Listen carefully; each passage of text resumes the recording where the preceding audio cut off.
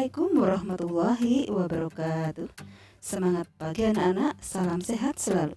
Jumpa lagi dengan saya, Ibu Sri Mulyani SPD dari SMP Negeri 1 Tirtamoyo. Kita akan melanjutkan pembelajaran tentang perlawanan rakyat Indonesia terhadap bangsa Barat.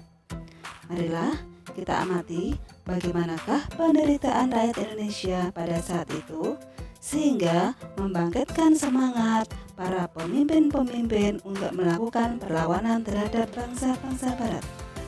Rakyat Indonesia begitu menderita akibat adanya tanam paksa, adanya sistem sewa tanah, dan juga adanya kerja rodi. Baiklah, sekarang kita masuk ke tujuan pembelajaran kita kali ini adalah yang pertama, siswa mampu menjelaskan sebab-sebab perlawanan rakyat terhadap bangsa Barat. Yang kedua, siswa mampu mendeskripsikan perlawanan rakyat terhadap VOC di berbagai daerah. Yang ketiga, siswa mampu mendeskripsikan perlawanan rakyat terhadap Hindia Belanda di berbagai daerah. Yang keempat, siswa mampu menjelaskan sebab-sebab kegagalan perlawanan rakyat di berbagai daerah. Dan yang kelima, siswa mampu mengidentifikasi tokoh perlawanan rakyat terhadap bangsa Barat. Baiklah, sekarang marilah kita melanjutkan pembelajaran tentang perlawanan rakyat terhadap Portugis. Yang pertama adalah perlawanan kerajaan Ternate dan Tidore. Terjadi pada tahun 1529 antara Tidore dengan Portugis. Penyebab utamanya karena Portugis menghalangi perdagangan Banda dengan Tidore. Berikutnya, dalam peperangan ini, Portugis berhasil mengadu domba antara Ternate dan Tidore, sehingga Portugis mendapatkan kemenangan. Tahun 1565, Sultan Hairun berhasil menyatukan rakyat untuk melawan Portugis. Kemudian, pada tahun 1570, Portugis mengajak berunding Sultan Hairun di benteng Sao Paulo. Tak disangka-sangka, saat perundingan, Portugis menangkap Sultan Hairun dan membunuhnya. Perlawanan dilanjutkan oleh anaknya yang bernama Sultan Baabullah. Akhirnya, pada tahun 1575, Portugis berhasil diusir dari Ternate dan melarikan diri ke Ambon. Tahun 1605, Portugis diusir dari Ambon dan menyingkir ke timur-timur dan akhirnya menjajah di sana. Yang kedua, perlawanan Kerajaan Aceh. Pada masa pemerintahan Sultan Iskandar Muda, wilayah Aceh telah sampai di Sumatera Timur dan Sumatera Barat. Tahun 1629, Aceh menyerang Portugis di Malaka namun belum berhasil. Namun demikian, Aceh tetap menjadi kerajaan yang merdeka. Baiklah, marilah kita lanjutkan perlawanan rakyat terhadap VOC. Yang pertama, perlawanan Sultan Hasanuddin. Sultan Hasanuddin dikenal dengan julukan ayam jantan dari timur, adalah Raja Goa, Sulawesi Selatan. Ia berselisih paham dengan Raja Bone yang bernama Arupalaka. VOC memanfaatkan dengan politik adu domba atau divide et impera. Sultan Hasanuddin harus melawan Bone yang didukung oleh VOC.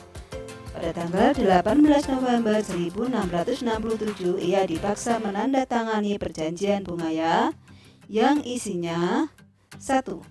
VOC memperoleh monopoli dagang rempah-rempah di Makassar. Yang kedua, VOC mendirikan benteng pertahanan di Makassar.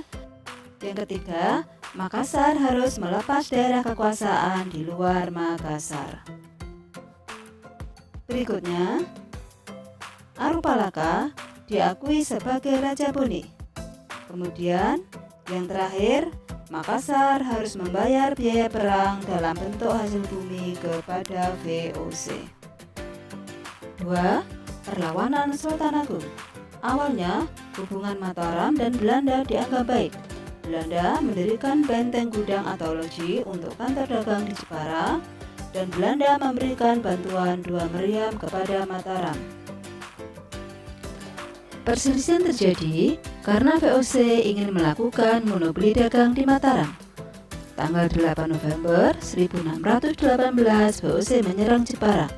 Mataram menyerang balik VOC di Batavia. Serangan pertama tahun 1628 yang dipimpin oleh Temenggung Baurekso mengalami kegagalan. Serangan berikutnya terjadi pada tahun 1629. Mataram melancarkan serangan keduanya kepada VOC, namun serangan ini juga mengalami kegagalan. Baiklah, marilah kita berkenalan dengan para pemimpin perlawanan terhadap Portugis dan VOC. Yang pertama, Sultan Baabullah. Dia adalah Raja Ternate, pemimpin perlawanan terhadap Portugis. Berikutnya, yang kedua adalah Sultan Iskandar Muda. Dia adalah Raja Aceh, pemimpin perlawanan terhadap Portugis. Yang ketiga adalah Sultan Hasanuddin. Dia adalah Raja Goa, pemimpin perlawanan terhadap VOC. Dan yang berikutnya adalah Sultan Agung Raja Mataram, pemimpin perlawanan terhadap VOC. Baiklah, marilah sekarang kita lanjutkan belajar tentang perlawanan rakyat terhadap Hindia Belanda. Yang pertama, Perang Saparua di Ambon terjadi pada tahun 1817 di bawah pimpinan Thomas Matulesi atau Patimura. Dia berhasil merebut benteng Belanda dan membunuh Residen Van den Berg. Dalam peperangan ini, turut pula seorang pahlawan wanita bernama Christina Marta Tiahahu, putra dari Paulus Hahu. Patimura dapat dikalahkan setelah datang bantuan dari Batavia. Patimura dan 3 pengikutnya dihukum gantung. Yang kedua adalah Perang Padri di Sumatera Barat. Minangkabau, Sumatera Barat merupakan salah satu pusat gerakan Islam di Indonesia. Tokoh pergerakan Islam antara lain Haji Miskin, Haji Sunani, dan Haji Piobang. Kelompok pembaru Islam ini disebut dengan kaum Padri. Mereka berbenturan dengan kaum adat atau kaum penghulu. Belanda memanfaatkan dengan politik divide et impera. Perlawanan kaum Padri tahun 1821 yang dipimpin oleh Tuanku Imam Bonjol, Tuanku Nan Cerdik, Tuanku Tambosai berhasil membuat Belanda terdesak. Karena dalam waktu yang bersamaan harus menghadapi perang di Ponorogo, Belanda mengadakan perjanjian damai dengan kaum Padri pada tanggal 15 November 1825. Setelah berhasil memadamkan perang di Ponorogo, Belanda kembali menyerang kaum Padri. Belanda menerapkan pertahanan benteng stelsel, yaitu menggunakan benteng Port de Kock di Bukit Tinggi dan benteng Fort van der Kapellen sebagai tempat pertahanan. Belanda akhirnya menang dengan jatuhnya benteng Padri di Bonjol tahun 1837. Yang ketiga, Perang Diponegoro. Nama asli Pangeran Diponegoro adalah Raden Mas Antoweryo, putra Sultan Hamengkubuwono III. Sebab umum Perang Diponegoro. Yang pertama, adat kebiasaan keraton tidak dihirukan oleh Belanda. Yang kedua, masuknya pengaruh budaya barat meresahkan para ulama. Yang ketiga, para bangsawan merasa dirugikan karena Belanda menghentikan sistem sewa tanah.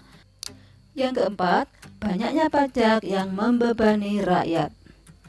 Sebab khusus Perang Diponegoro, yaitu pemasangan patok untuk pembuatan jalan kereta api yang melewati makam leluhur Pangeran Diponegoro di Tegalrejo. Perlawanan Diponegoro mendapat dukungan dari rakyat, ulama, dan bangsawan. Tanggal 31 Juli 1826, Pangeran Diponegoro memenangkan pertempuran di dekat Lengkong. Tanggal 28 Agustus 1826, memenangkan pertempuran di Delanggu. Oleh rakyat, Pangeran Diponegoro diangkat menjadi sultan dengan gelar Sultan Hamid Cokro Amirul Mukminin Sayyidin Panotagama Khalifatullah Tanah Jawa. Dalam menghadapi Diponegoro, Belanda menggunakan taktik benteng stelsel, yaitu mendirikan benteng sebagai pusat pertahanan dan mempersempit ruang gerak lawan. Siasat ini berhasil. Beberapa pengikut Diponegoro tertangkap dan menyerah, antara lain Kyai Mojo berunding dengan Belanda pada tanggal 31 Oktober 1828.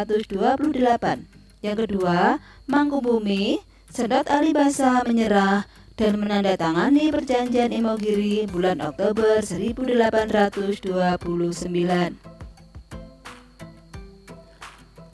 Belanda masih sulit mengalahkan Diponegoro dengan peperangan, maka ditempuhlah jalur perundingan. Pada tanggal 16 Februari 1830 di desa Romo Kamal oleh Kolonel Clarence. Yang kedua, tanggal 28 Maret 1830 di rumah Residen Kedu. Perundingan mengalami kegagalan, kemudian Diponegoro ditangkap dan ditahan di Batavia. Setelah itu, diasingkan ke Manado, dipindah ke Makassar hingga wafat tahun 1855. Berakhirlah Perang Diponegoro yang menelan biaya yang cukup besar. Baiklah anak-anak, marilah kita mengenal beberapa tokoh perlawanan berikut ini. Yang pertama adalah Kapitan Patimura. Dia merupakan pemimpin perlawanan di Maluku. Berikutnya adalah seorang tokoh perlawanan wanita bernama Christina Marta Tiahahu, juga berasal dari Maluku. Berikutnya adalah Tuanku Imam Bonjol. Dia adalah tokoh perlawanan dari Sumatera Barat. Dan yang terakhir adalah Pangeran Diponegoro. Dia adalah tokoh perlawanan dari Pulau Jawa. Baiklah, kita lanjutkan perlawanan terhadap Hindia Belanda. Berikutnya adalah Perang Aceh. Berdasarkan Traktat London, Belanda mendapat hak atas Aceh. Belanda menyerang istana Aceh dan membakar Masjid Baitur Rahman yang menjadi benteng pertahanan Aceh. Saat penyerangan di Masjid Baitur Rahman pada tanggal 5 April 1873 tersebut, Jenderal Kohler tewas. Ia tewas di dekat pohon yang akhirnya diberi nama Pohon Kohler. Siasat konsentrasi stelsel atau bertahan di benteng besar Belanda tidak berhasil. Akhirnya, Belanda mengubah siasat dengan mengutus Dr. Snok Hurgronje untuk menyelidiki kondisi masyarakat Aceh. Ia memakai nama samaran Abdul Ghaffar. Menurut Hurgronje, Aceh tidak mungkin dilawan dengan kekerasan karena karakter orang Aceh pantang menyerah. Belanda menggunakan taktik adu domba antara golongan uli balang dengan kaum ulama. Tokoh Aceh yang gugur saat pertempuran di Meulaboh tahun 1899 adalah Teuku Umar. Cut Nyak tokoh pemimpin perempuan, pada tahun 1906 ditangkap, kemudian diasingkan ke Sumedang.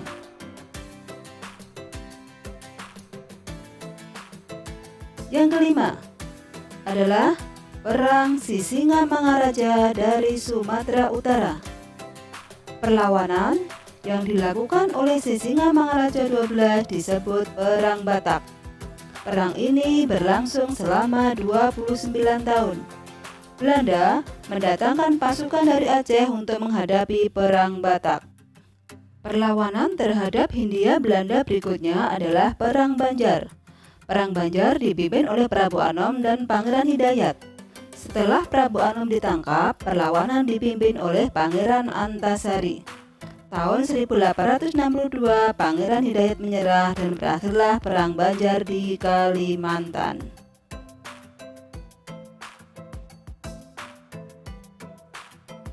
Perlawanan berikutnya adalah Perang Jagaraga di Bali. Penyebab peperangan ini adalah adanya hak tawan karang di Bali, yaitu semua kapal yang kandas di perairan Bali menjadi hak penguasa setempat. Belanda menyerang Buleleng pada tahun 1846 karena 2 kapalnya disita oleh Raja Buleleng. Belanda berhasil menguasai kerajaan Buleleng dan merebut benteng Jagaraga. Belanda berhasil menguasai 2 kerajaan Bali yaitu Gianyar dan Kelungkung. Namun, rakyat terus melakukan perang habis-habisan sehingga dikenal dengan Perang Puputan Jagaraga. Baiklah anak-anak, marilah kita kembali mengenal beberapa tokoh perlawanan terhadap Hindia Belanda. Yang pertama adalah Teuku Umar berasal dari Aceh. Berikutnya adalah Cut Nyak Dien berasal dari Aceh. Yang ketiga adalah Sisinga Mangaraja berasal dari Sumatera Utara. Dan yang terakhir adalah Pangeran Antasari berasal dari Banjar. Demikianlah anak-anak materi pembelajaran kita pada kali ini. Terima kasih atas perhatiannya. Jumpa lagi lain waktu. Assalamualaikum warahmatullahi wabarakatuh.